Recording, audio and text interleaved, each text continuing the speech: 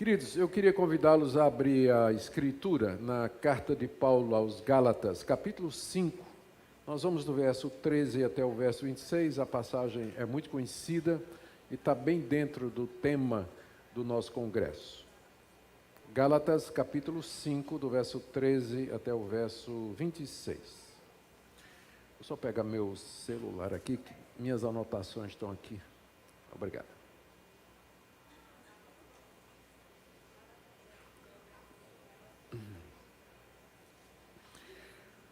Ouçamos a leitura. Porque vós, irmãos, fostes chamados à liberdade, porém não useis da liberdade para dar ocasião à carne. Sede antes servos uns dos outros pelo amor, porque toda lei se cumpre em um só preceito, a saber, amarás o teu próximo como a ti mesmo. Se vós, porém, vos mordeis e devorais uns aos outros, vede que não sejais mutuamente destruídos. Digo, porém, andai no Espírito, e jamais satisfareis a concupiscência da carne, porque a carne milita contra o Espírito, e o Espírito contra a carne, porque são opostos entre si, para que não façais o que porventura seja do vosso querer. Mas se sois guiados pelo Espírito, não estáis debaixo da lei. Ora, as obras da carne são conhecidas, e são prostituição, impureza, lascívia, idolatria, feitiçarias, inimizades, porfias, ciúmes, iras, discórdias, dissensões, facções, invejas, bebedices, glutonarias e coisas semelhantes a essas, a respeito das quais eu vos declaro, como já outrora vos preveni, que não herdarão o reino de Deus os que tais coisas praticam. Mas o fruto do Espírito é amor, alegria, paz, longanimidade, benignidade, bondade, fidelidade, mansidão, domínio próprio. Contra essas coisas não há lei. E os que são de Cristo Jesus crucificaram a carne com as suas paixões e concupiscências. Se vivemos no Espírito, andemos também no Espírito. Não nos deixemos possuir de vanglória, provocando uns aos outros, tendo inveja uns dos outros. Até aqui, queridos, a leitura da palavra de Deus. O apóstolo Paulo escreveu a carta aos Gálatas com o objetivo de impedir que eles se desviassem da mensagem que Paulo havia pregado na região durante a sua primeira viagem missionária. Paulo esteve na região pregando em Antioquia, Icônio, Listra, Derbe e Perge, que são cidades do sul da Galácia. E depois ele fez o caminho de volta para Antioquia, da Síria, de onde ele tinha saído. E algum tempo depois ele recebe informação de que aqueles irmãos que tinham se convertido naquelas cidades estavam sendo assediados por um grupo de falsos profetas que estavam ensinando a necessidade de se guardar a lei de Moisés para que se pudesse obter a salvação. Provavelmente eram judeus que haviam crido que Jesus era o Messias, mas entendiam que a lei de Moisés ainda estava em vigor e que era preciso que alguém que cresce no Messias de Israel guardasse aqueles distintivos do povo judaico, que era a circuncisão, a dieta, o judeu não podia comer sangue, não podia comer porco, não podia comer determinados alimentos, e o calendário, que seria a guarda do sábado e a guarda das festas religiosas de Israel. Circuncisão, dieta, calendário eram as três marcas do judaísmo. Então, esses judeus que se tornaram cristãos, eles entendiam que todo mundo que professasse a fé em Jesus, uma vez que Jesus era o Messias judeu, ele era filho de Abraão, ele era o filho da promessa feita aos descendentes de Abraão, deveriam se circuncidar e guardar a lei de Moisés, não somente para serem salvos, mas também para poderem ter uma vida espiritual mais profunda, para que pudessem ser pessoas cheias do Espírito Santo, por assim dizer. E os Gálatas, naturalmente, queriam ser pessoas cheias do Espírito Santo. Eu não conheço nenhum crente de verdade que não queira experimentar a plenitude do Espírito Santo de Deus. A questão é Como nós fazemos isso? E o que é exatamente ser cheio do Espírito Santo? Paulo escreveu a carta aos Gálatas para dizer para eles que o caminho da salvação não era pelas obras da lei. Não era. As obras da lei têm a ver com... Quando aqueles mestres diziam, vocês têm que guardar as obras da lei para serem salvos, eles estavam pressupondo de que havia no ser humano habilidade e capacidade de fazer o bem, mesmo que ele tenha sido atingido pelo pecado. Então, quando se fala em obras, sempre a ideia é do homem fazendo alguma coisa para merecer de Deus ou a salvação, ou o acesso à sua presença e as bênçãos espirituais. Então, obras têm a ver com a carne. Carne usada no sentido da existência humana, aquilo que eu sou, a minha humanidade. Então, quando diz assim, você tem que fazer obras da lei, está dizendo, você como pessoa, mesmo que é um pecador, você pode agradar a Deus com o seu esforço. Olhe dentro de você, reúna toda a sua disposição, toda a sua força de vontade, se esforce, que você vai conseguir, você vai cumprir, você vai agradar a Deus, você vai fazer essas coisas que Deus deseja. Então, é isso o que é viver pelas obras da lei. Você tentar agradar a Deus pelo seu próprio esforço, pela sua própria força, pela sua própria determinação e assim por diante. Você vai encontrar na Bíblia que existem dois modos de existência. Ficou feio, né? Que há dois modos de existência. Dois modos de existência. A vida na carne, que é a vida na natureza humana, que está ligada a obras, tentar fazer alguma coisa para agradar a Deus, e que caracteriza a vida do mundo, e que produz coisas contrárias àquilo que Deus deseja. Então, quem não está em Cristo está nesse modo de existência. Ele está vivendo pela sua própria força, ele está debaixo da lei, ele tenta agradar a Deus pelo que ele faz, ele não consegue e acaba caindo em pecado, e é isso que marca a vida do mundo. O outro modo de existência é o modo de vivência no Espírito Santo de Deus, onde você não procura agradar a Deus e ser salvo por alguma coisa que você faz, mas você, pela graça, recebe pela fé aquilo que Deus já fez por você. E isso é o que chamamos de vida no Espírito. O Espírito Santo comunica, ele transmite ao que tem fé em Jesus o poder da vida ressurreta de Cristo, de forma que ele pode agradar a Deus, ele pode atender às demandas de Deus, ele é livre para obedecer a Deus e vencer o pecado. É isso que o apóstolo Paulo vai ensinar aos Gálatas aqui no texto que eu li para vocês. Os Gálatas estavam, depois de ter começado bem, Paulo diz assim, vocês são insensatos, vocês começaram pela graça e agora estão querendo se aperfeiçoar pela carne. É uma passagem que está aí, bem no meio do livro. Começaram pela graça e agora estão querendo se aperfeiçoar pela carne. Muito crente é assim. Ele crê, ele é salvo pela graça, mas na hora de viver a vida cristã, ele vai viver na carne, no esforço pessoal. Ele quer fazer as coisas, não é que ele é mal intencionado, ele apenas desconhece o Evangelho na sua plenitude, ele ainda não entendeu o Evangelho, como eu me converti com 23 anos, e os primeiros 3 anos da minha vida cristã foram uma tentativa de agradar a Deus na minha força. Eu acreditava que eu tinha que ler a Bíblia pelo menos 10 capítulos por dia, orar pelo menos 1h30 todo dia, jejuar dia sim, dia não, e quando eu não conseguia fazer isso, eu me sentia muito culpado, derrotado e assim por diante. E eu enfrentava meus pecados. Eu me converti aos 23 anos depois de uma vida de imoralidade, de vício, drogas e álcool e tudo mais.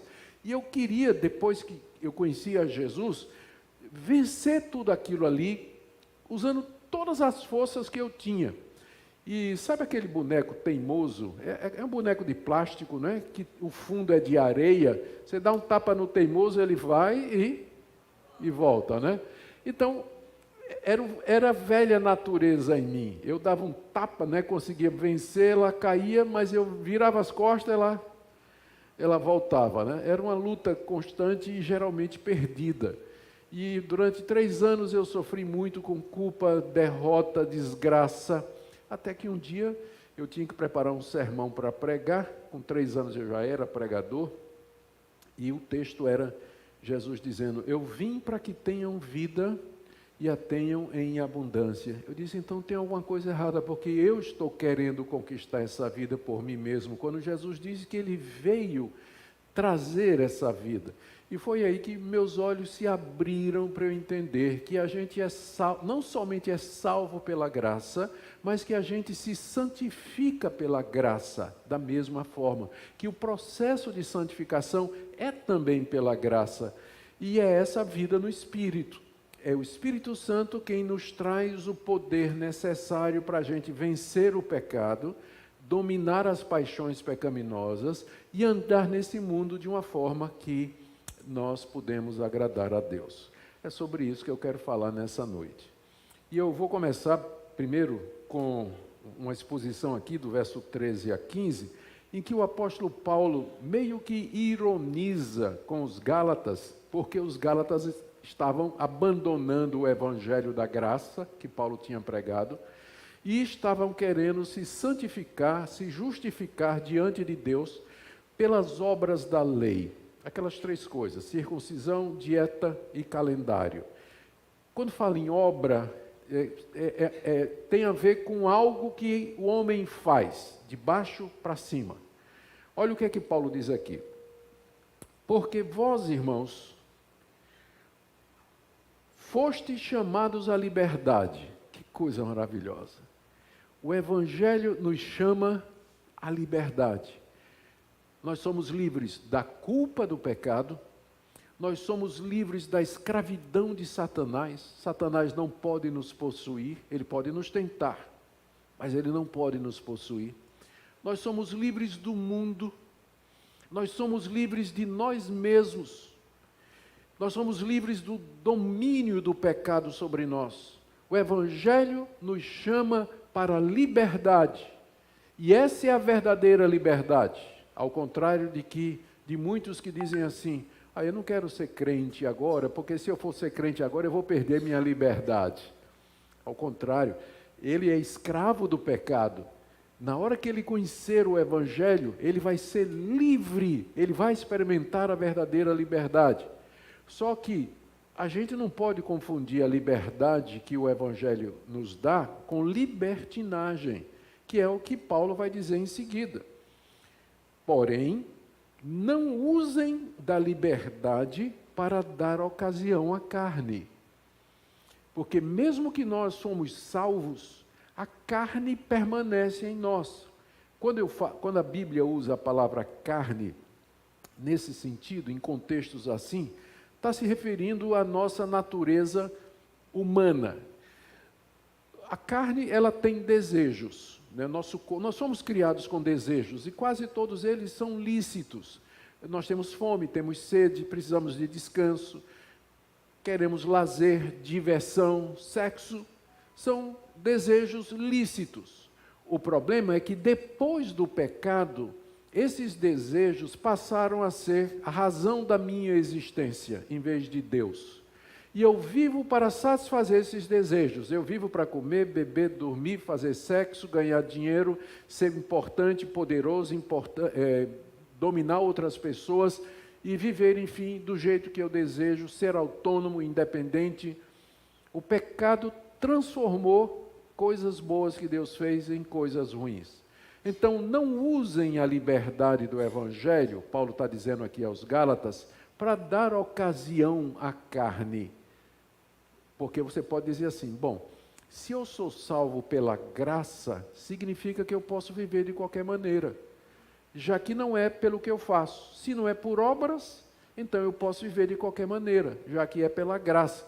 Paulo diz: não, A liberdade você não foi salvo pela graça, você não foi liberto do pecado para você viver de acordo com as paixões carnais. Na verdade, ele diz aqui, sejam servos uns dos outros pelo amor.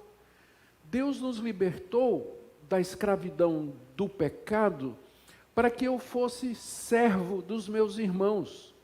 Ele me livrou de mim mesmo para que eu pudesse abençoar outros, para que eu pudesse amar outras pessoas, viver para outras pessoas. É isso que é o Evangelho. E é isso que as pessoas às vezes não entendem.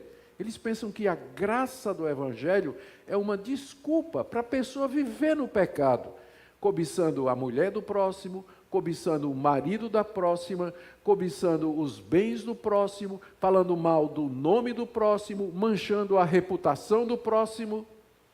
Não, diz o apóstolo Paulo, porque, verso 14, toda lei se cumpre num só preceito, a saber, amarás o teu próximo como a ti mesmo. Vocês não querem guardar a lei? Pergunta o apóstolo Paulo. Está aí os mestres dizendo aí que vocês têm que guardar a lei para ser salvos. Mas a lei se resume num mandamento só. Ame o seu próximo. Porque quem ama o próximo não vai querer a mulher dele, não vai querer o marido dela, não vai querer as coisas que o próximo tem, não vai falar mal do nome dele, vai respeitar a propriedade dele, vai respeitar a autoridade dele. Todos os mandamentos se resumem nisso. Ame seu próximo como a si mesmo. É como se Paulo estivesse dizendo para os Gálatas, isso aí que esses mestres estão ensinando para vocês, isso aí é uma coisa, vocês não precisam disso. O Evangelho já libertou vocês da obrigação de vocês cumprirem a lei para a salvação. O Evangelho já libertou vocês do poder do pecado e da escravidão do pecado. Vocês são livres para servir a seus irmãos e amar os seus irmãos. E dessa forma, vocês cumprem a lei. Tudo isso que eles estão dizendo, vocês já têm. Já tem no Evangelho. Que aula, né, de Paulo para aqueles Gálatas. E hoje em dia, essa lição precisa ser ensinada vez após vez. Porque o crente, ele entende que ele é salvo pela graça, mas na hora dele se santificar, na hora dele viver a vida cristã na família, no trabalho, no casamento, na escola, ele vive na carne, no poder da carne. E ele esquece esses recursos extraordinários que Deus nos deu através da presença do seu Espírito Santo em nós. Porque é o Espírito que nos capacita a viver a vida de Jesus, a vida vitoriosa, essa vida que os Gálatas queriam, mas que estavam procurando da maneira errada. Ame o próximo. Agora, ele diz no verso 15, se vocês estão se mordendo e devorando uns aos outros, cuidado que não sejam mutuamente destruídos. Está ironizando, né? Porque ele dizia, olha para vocês estão aí em brigas e conflitos, os falsos mestres chegaram aí, estão distribuindo, plantando a discórdia entre vocês, há disputas, há dissensões entre vocês, cuidado aí, vocês vão acabar se destruindo uns aos outros. Em outras palavras, Paulo está dizendo, e o que é que está dando? Está dando certo para vocês tentarem agradar a Deus no poder da carne? Está dando certo? E essas brigas aí entre vocês, na igreja, na família, entre irmãos, no trabalho, com os amigos, né? Está dando certo? Está funcionando?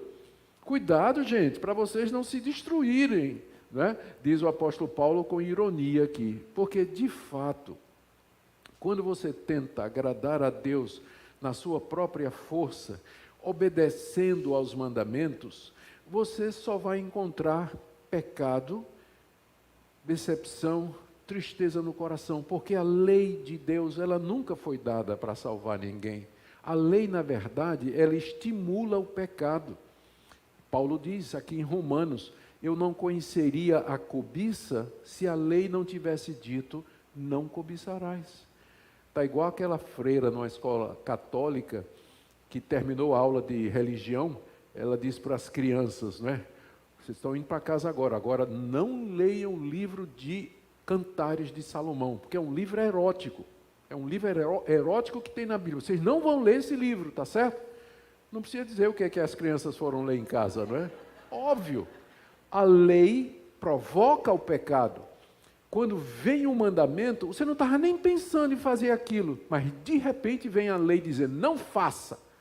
E o mandamento não me dá força para obedecer, mas ele desperta o desejo de desobedecer. Então, os 10 mandamentos, eles nunca foram dados para salvar. Eles foram dados para mostrar que você é um pecador.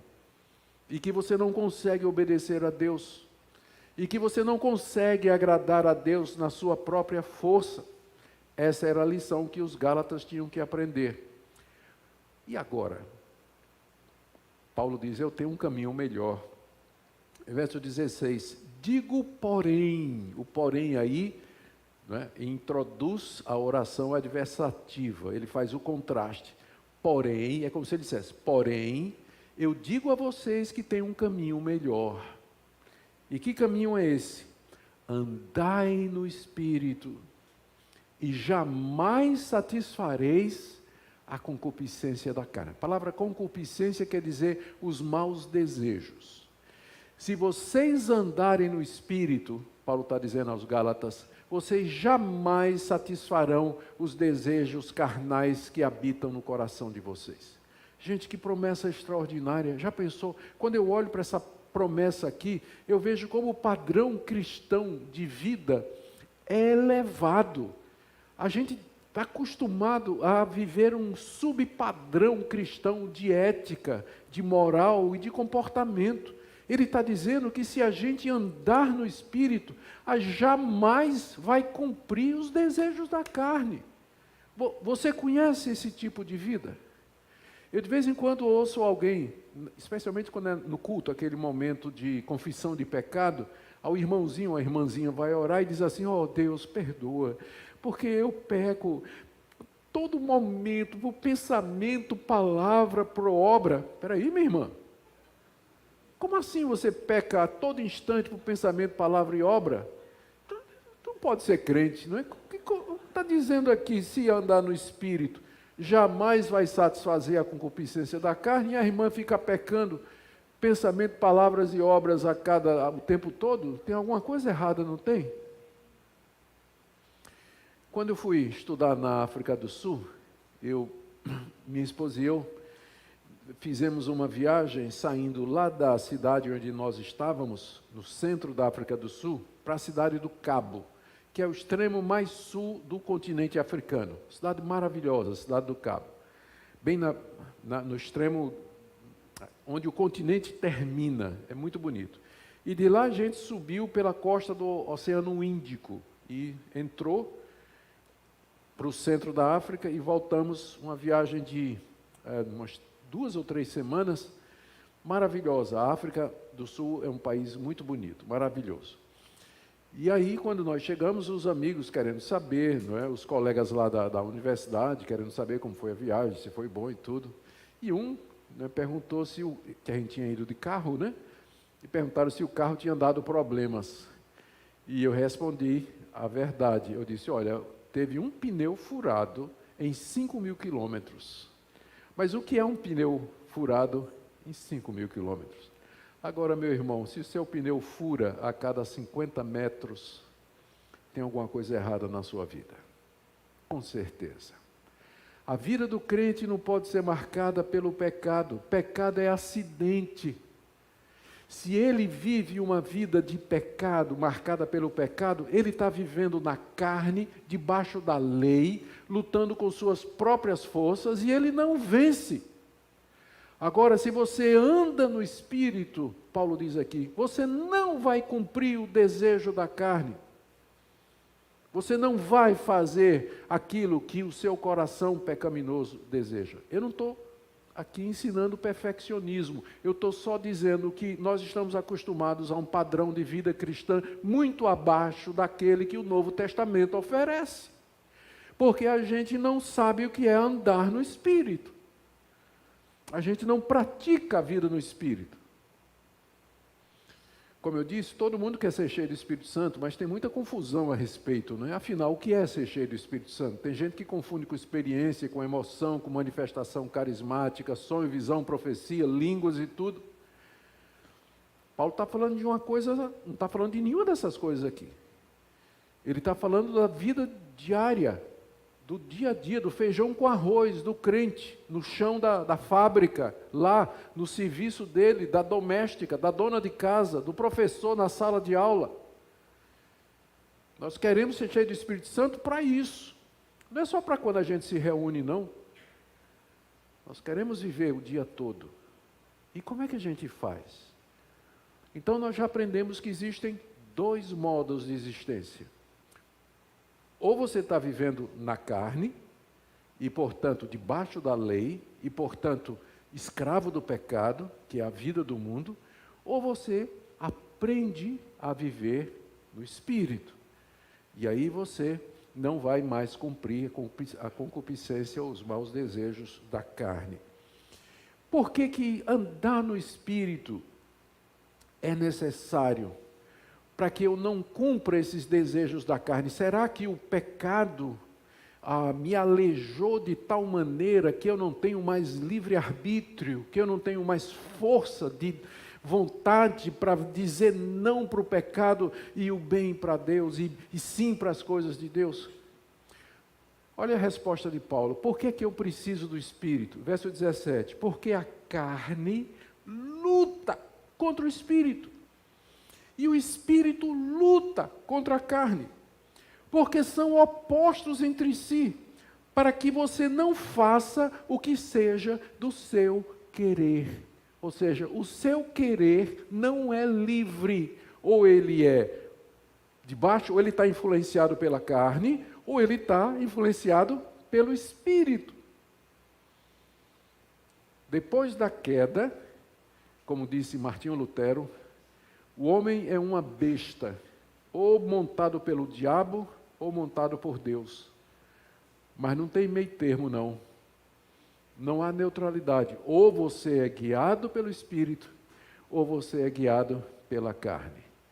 Você não faz o que você quer. Lembra lá de Paulo falando em Romanos capítulo 7? Eu sei o que é o bem.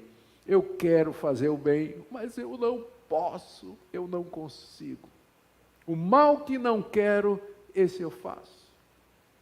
A sua vontade não é mais livre. Dentro de você, você tem, segundo Paulo diz aqui, o que ele chama de carne, a nossa natureza humana tingida, manchada pelo pecado, que só entende o caminho de fazer alguma coisa para receber em troca obras. E por outro, Deus nos deu o Espírito Santo. Deus, quando Ele mandou o Espírito Santo para os nossos corações, Ele não tirou a carne e só deixou o Espírito Santo. Ele mandou o Espírito Santo ao lado da carne. Então, dentro de você, esses 2 poderes estão atuando. E eles estão em guerra. Paulo escolheu essa palavra cuidadosamente. A carne milita. Essa é uma palavra tirada da linguagem militar. Militar significa fazer guerra. A carne é como um guerreiro, um soldado armado dentro de você, que quer tomar domínio da sua vida. Ele quer tomar o domínio completo. E a carne vai usar o instrumento, a arma que você der, aquilo que você vê no celular, aquela série que você está assistindo, aquela mulher que você fica olhando na rua passando, aquele homem que você fica cobiçando, a carne pega essas armas e ela luta para tomar domínio na sua vida. É um soldado em guerra. A carne milita, faz guerra contra o Espírito Santo. Porque aqui não tem possibilidade de acordo, são 2 princípios opostos. A carne não está sujeita à lei de Deus e nem na verdade pode estar. Por isso Paulo diz em Romanos 8, os que estão na carne não podem agradar a Deus. Não podem agradar a Deus. Há esse conflito aqui. são opostos entre si, para que não façais o que porventura seja do vosso querer. Mas o fato de que existe um conflito não quer dizer que existe uma derrota. O conflito existe e ele vai existir até o dia que Jesus voltar. Até o dia em que nossos corpos forem transformados e nós ganharmos corpos imortais, incorruptíveis, eternos, onde o pecado não mais habita. Até lá, nós enfrentaremos essa luta até o último segundo da nossa existência aqui nesse mundo. A carne dentro de nós, lutando para ter controle da nossa vida, para que nós obedeçamos às suas paixões e os seus desejos. Mas, olha a esperança que Paulo nos dá aí no verso 18. Se sois guiados pelo Espírito, não estáis sob a lei.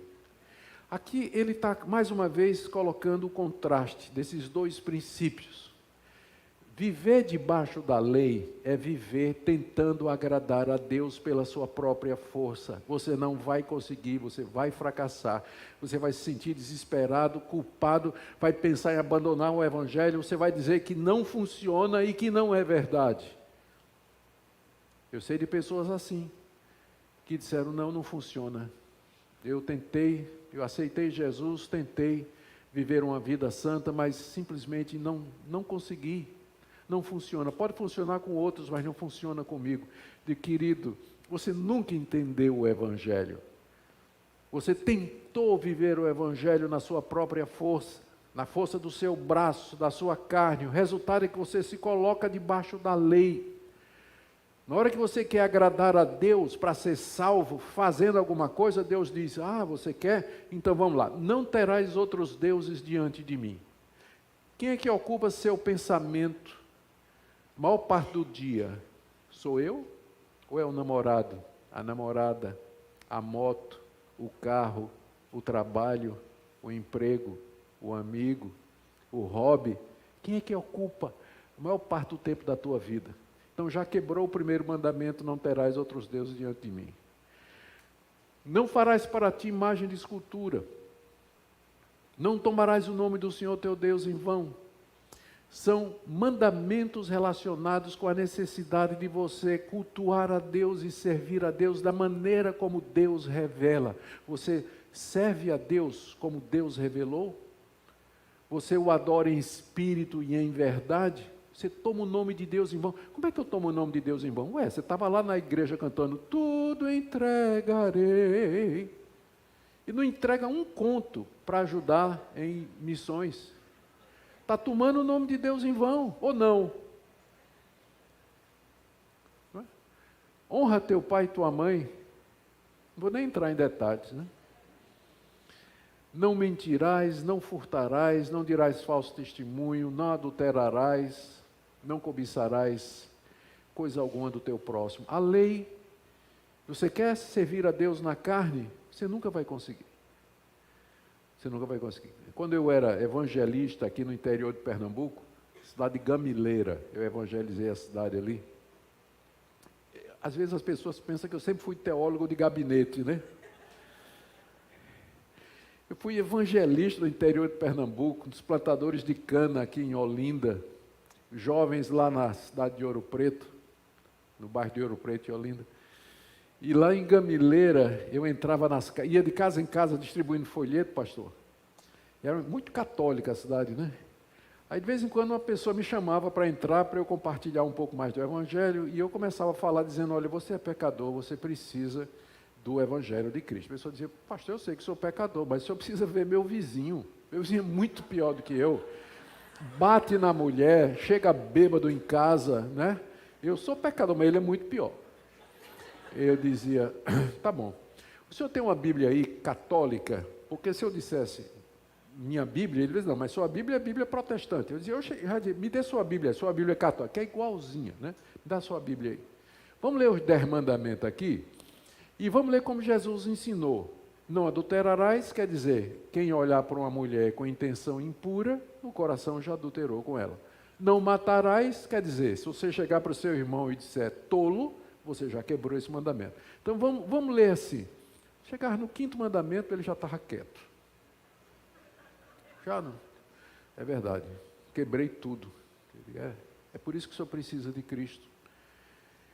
Se você vive na carne, você está debaixo da lei e na obrigação de cumprir toda a lei e não vai receber ajuda, porque a lei não ajuda ninguém. A lei não ajuda ninguém. Mas, se sois guiados pelo Espírito, estou no verso 18, se vocês são guiados pelo Espírito, vocês não estão debaixo da lei. Quer dizer, vocês não têm a obrigação de cumprir os requerimentos da lei na sua própria força. É essa a liberdade do Evangelho. E é para isso que o Espírito Santo nos foi dado. Para que não fique dúvida do que é que Paulo está falando aqui, do verso 19 até o verso 23, ele faz uma comparação de como é a vida de quem anda na carne e de quem anda no Espírito.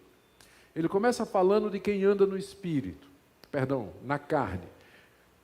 Quem tenta viver na força do seu braço, da sua vontade, na sua determinação, para merecer alguma coisa de Deus, olha o que é que vai brotar da vida dele. Verso 19 em diante. Ora, as obras da carne são conhecidas. As obras da carne. O que é que a carne produz? Tá, você quer produzir alguma coisa por você mesmo. Quais são as obras da carne? O que é que ela produz?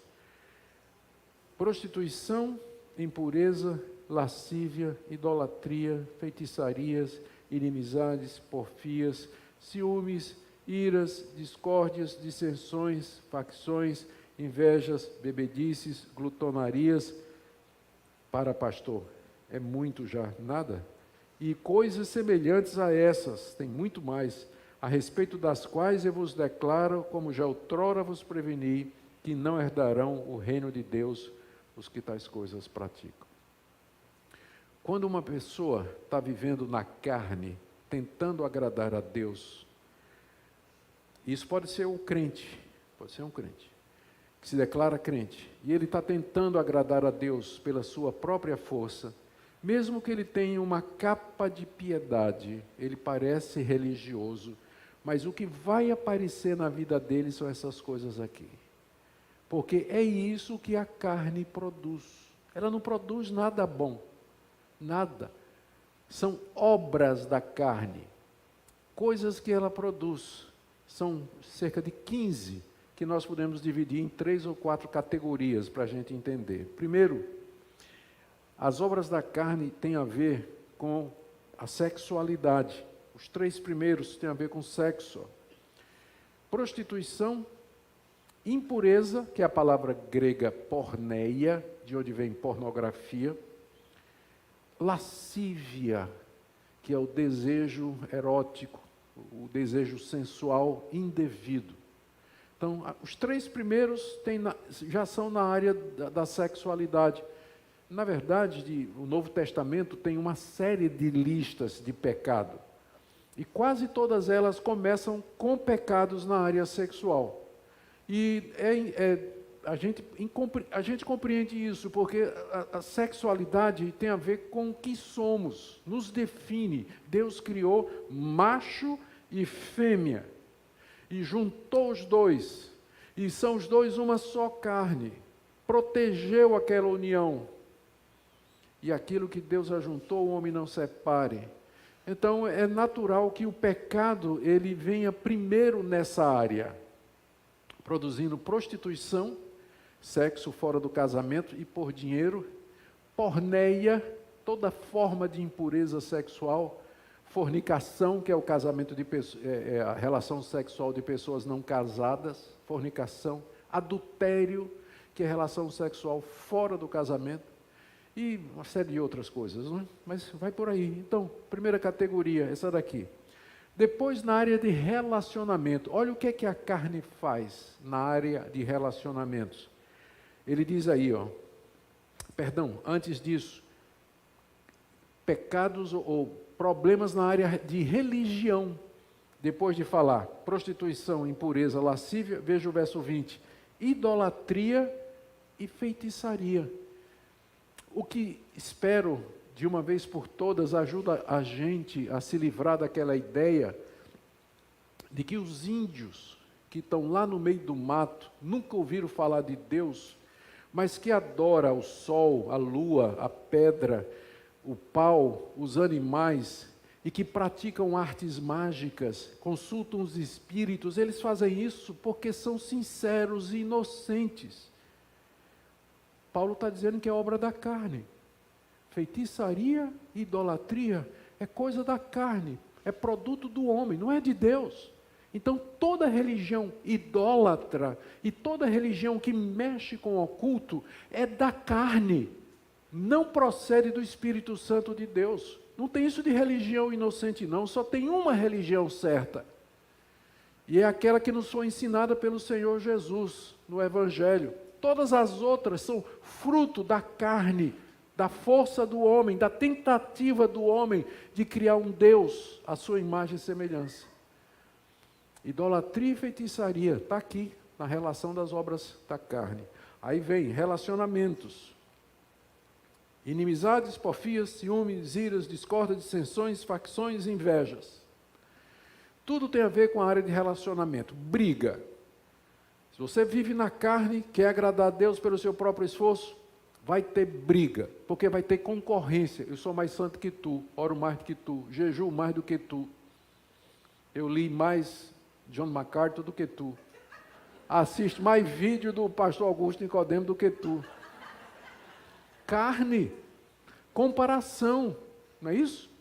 Aí, as comparações, a gente se mede, quer ser melhor do que o outro, e aí dá briga, briga pelo poder, briga por espaço dentro da igreja.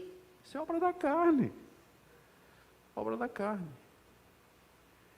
E ele termina aqui com duas que ninguém quase não fala, né? Bebedices e glutonaria. Beber demais e comer demais.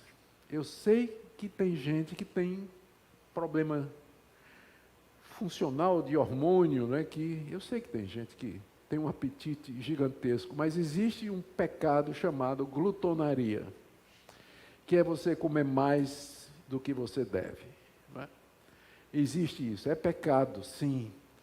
E eu sei que Paulo deve estar pensando naquelas orgias que havia na época do Império Romano, quando as pessoas se empanturravam de comida. Tem até a história de dois que estavam lá, comeram, que chega, estava assim, um em cima do outro, assim, né, vomitando já, um virou para o outro e diz assim, rapaz, ainda estou com fome.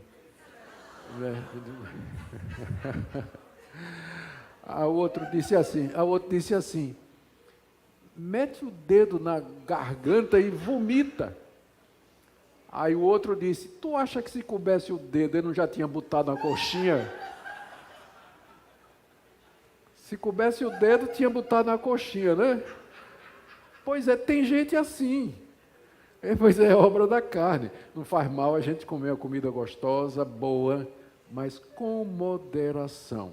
A Bíblia em si, né, isso aqui eu vou dar minha opinião, vocês vão seguir o que o pastor de vocês ensina. Na minha avaliação, a Bíblia não proíbe o vinho, por exemplo, mas proíbe que você beba demais, e que beba com escândalo, e que beba para trazer prejuízo para o Evangelho. Isso a Bíblia proíbe. Então, é a bebedeira, junto com a glitonaria, proibido também, é obra da carne. E ele diz aqui, e coisas semelhantes a estas, a respeito das quais, presta atenção aqui, eu declaro, como já outrora vos preveni, quando Paulo esteve lá a primeira vez, Paulo já tinha falado sobre isso, não herdarão o reino de Deus os que tais coisas praticam. Herdar o reino de Deus é a mesma coisa de ir para o céu. Não vai entrar no céu quem pratica essas coisas.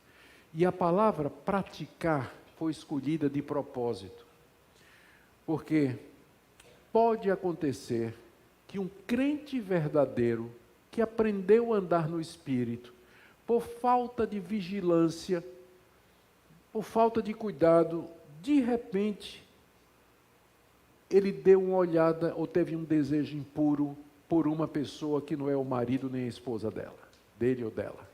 Pode acontecer. Deixou de ser crente? Não. Vai para o inferno? Não. Se arrependeu, confessou? Não. Paulo está dizendo que os que praticam essas coisas não entrarão no reino de Deus. Agora, se sua vida é marcada pela impureza, pela imoralidade, prostituição, adultério, bebedice, glutonaria, você é uma pessoa mentirosa, você é uma pessoa que é idólatra, você é uma pessoa que é gananciosa e egoísta, aí você não é salvo. Porque lembra, a liberdade, não foi assim que Paulo começou? Vocês foram chamados à liberdade dessas coisas. Vocês não são obrigados a praticar mais esse tipo de coisa. O Evangelho libertou vocês, pelo poder do Espírito Santo. Quem pratica esse tipo de coisa, não vai entrar no reino de Deus, não vai ser salvo. Mas, agora vem que bênção, né? Verso 22. Em contraste, o fruto do Espírito é amor, alegria, paz, longanimidade, benignidade, bondade, fidelidade, mansidão e domínio próprio. Contra essas coisas não tem lei. Primeira diferença é que Paulo, quando falou da carne, disse obras da carne. Mas quando ele fala do Espírito, ele diz o fruto do Espírito. A diferença pode ser explicada da seguinte maneira: obras, como eu já tenho dito desde o começo, tem a ver com aquilo que a gente faz. Então, quando Paulo está querendo explicar o que é que acontece quando alguém está vivendo na carne, ele usa a palavra obras. Você tenta agradar a Deus e as obras que você vai praticar são essas.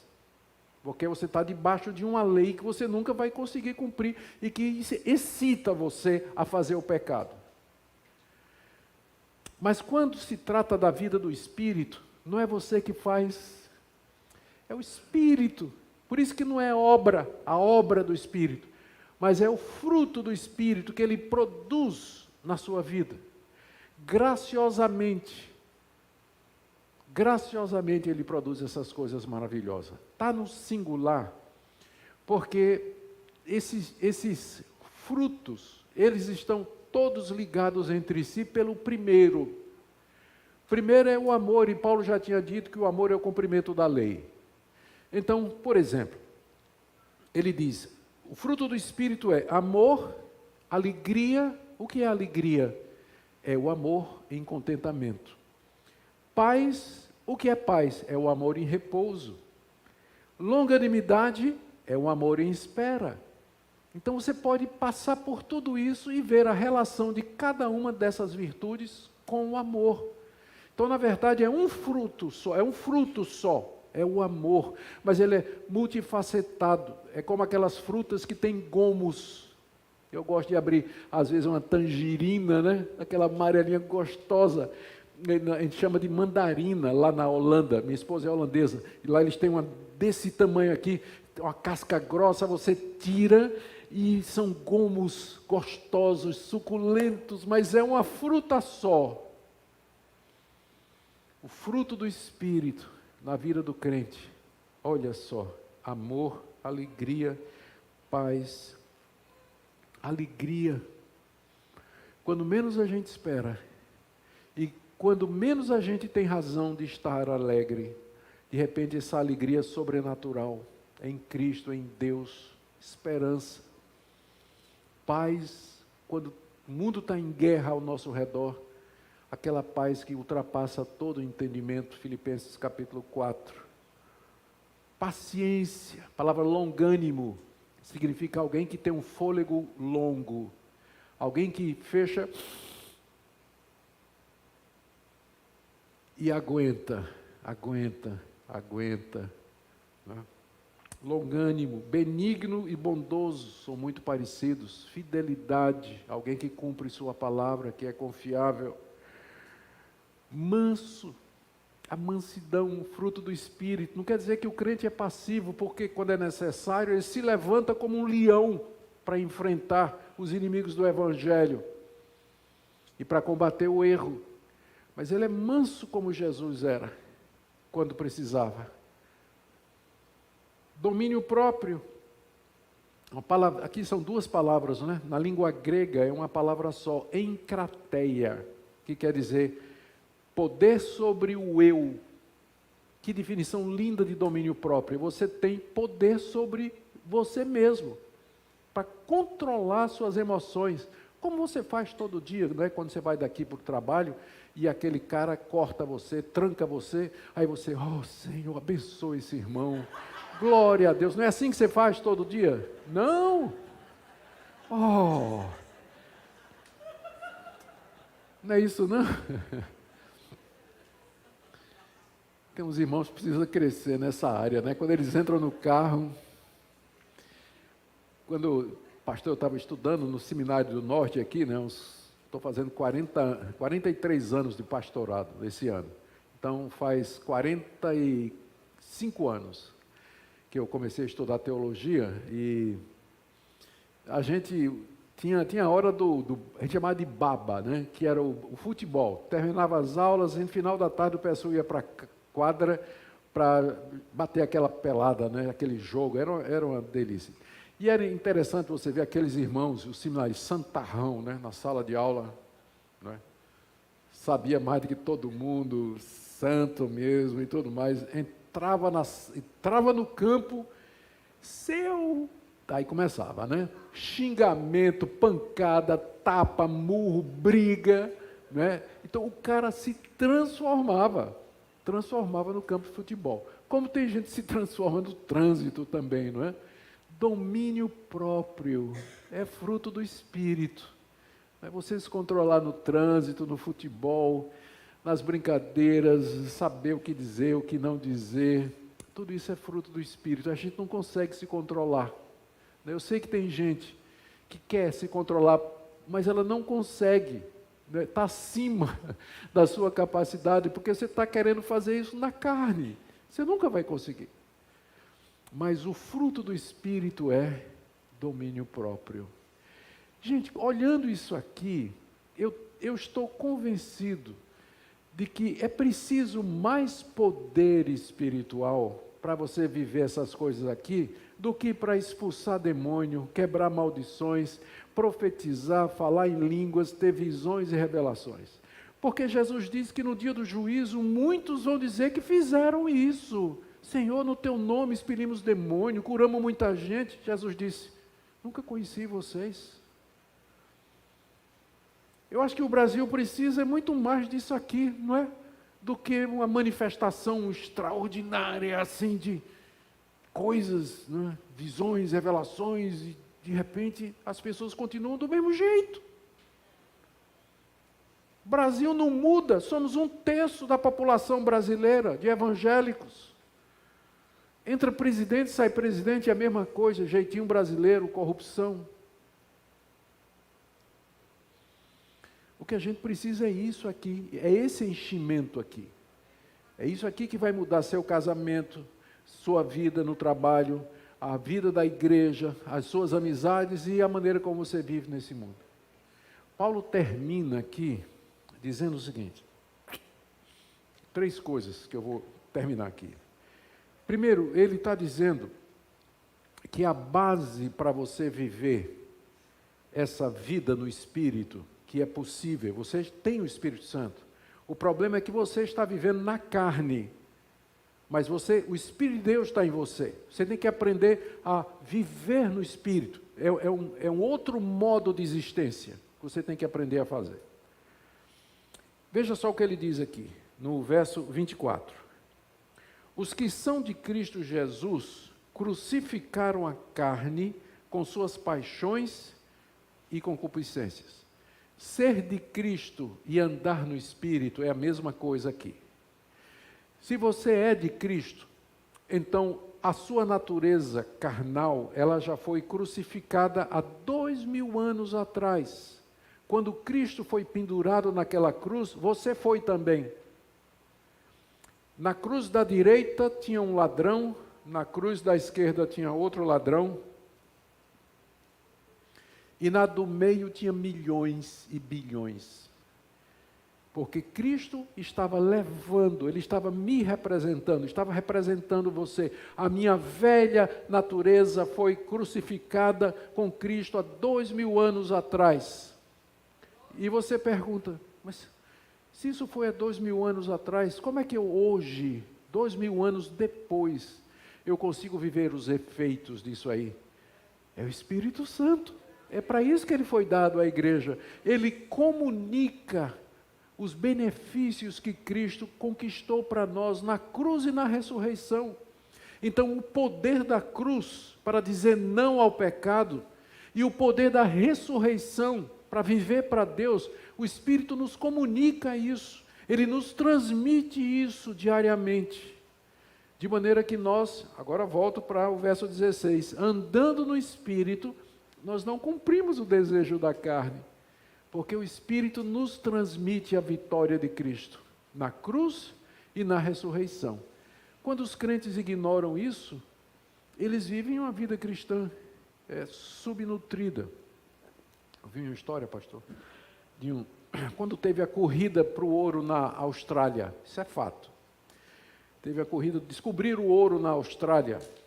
Aí muita gente, de todas as partes do mundo, foi garimpar ouro na Austrália. E tinha esse cidadão que morava nos Estados Unidos, vendeu tudo que tinha, comprou uma passagem, atravessou o oceano, foi na Austrália, depois de 5 anos, perdeu tudo que tinha, não achou uma pepita de ouro. Perdeu tudo. Só restava dinheiro, ele foi para o porto, queria voltar para casa, só restava dinheiro para comprar a passagem do navio. E ele ficou preocupado, porque a viagem era de 1 mês, ele ia comer o quê? Então, com o dinheirinho que sobrou, ele comprou uma banda de queijo e uns pães, uns biscoitos, alguma coisa. Embarcou. E com ele, dezenas de outras pessoas. À medida que a viagem prosseguia, ele todo dia ia lá, cortava aquela fatia bem fininha de queijo, né? Todo dia, para render. Cortava, pegava um pedaço de biscoito, bolacha, comia. No dia seguinte a mesma coisa, até que a bolacha e o biscoito e o queijo acabou. Mas o que deixava ele mais assim é que ele passava na frente do restaurante do navio e os passageiros estavam lá comendo, né, comida do bom e do melhor, e ele com aquela fome, o estômago roncando, aí ele resolveu se trancar na cabina dele para morrer. Aí o capitão sentiu a falta dele, foi lá, bateu na porta. Aí disse, moço, estou sentindo sua falta, está tudo bem com o senhor? Ah, capitão, o senhor não sabe, minha vida é uma miséria. Olha, eu gastei tudo que tinha, dei toda a minha vida, todo o meu esforço, nunca consegui nada, e agora voltando para casa, nem comida mais eu tenho, acabou minha bolacha, meu biscoito. O capitão deu uma risada e disse, o senhor não sabia que as refeições estavam incluídas no preço da passagem?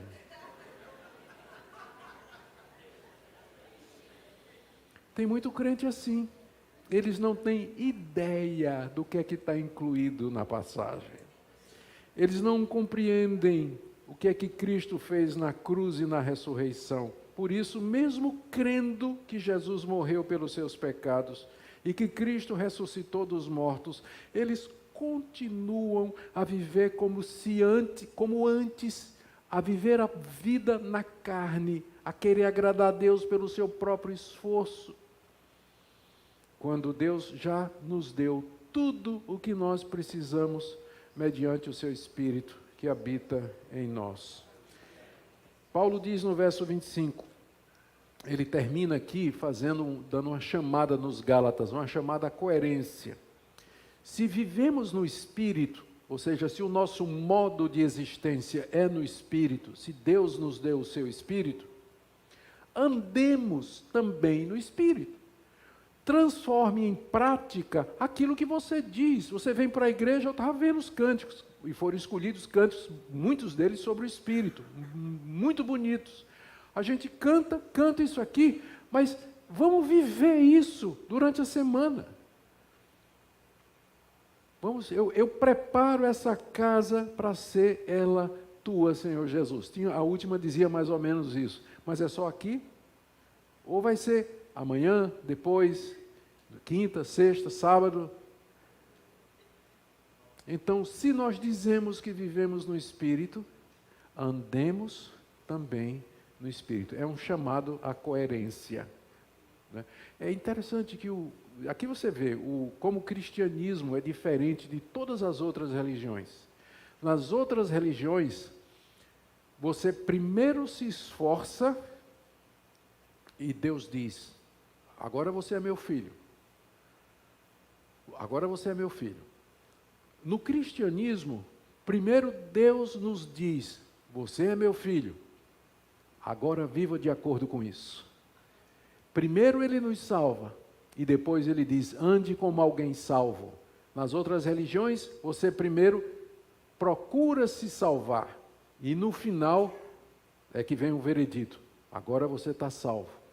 A religião das obras, da carne, do mundo, e a religião da graça, do Espírito Santo, do poder e da liberdade.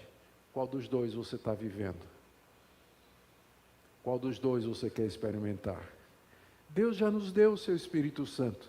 Ele quer que você entenda isso, que você é santificado pela graça, pelo poder do Espírito Santo, da mesma maneira que você foi salvo. É graça do começo ao fim. Isso não significa libertinagem, Paulo já disse aqui, mas significa poder para servir a Deus e servir aos irmãos, mediante o poder do Espírito Santo. Você não queria orar comigo nessa noite e dizer: Deus, eu quero compreender mais isso. Talvez eu tenha vivido minha vida toda tentando agradar o Senhor, mas na minha própria força. Mas eu quero aprender a viver no Espírito. Eu quero aprender a caminhar no Espírito, no dia a dia. Vamos orar?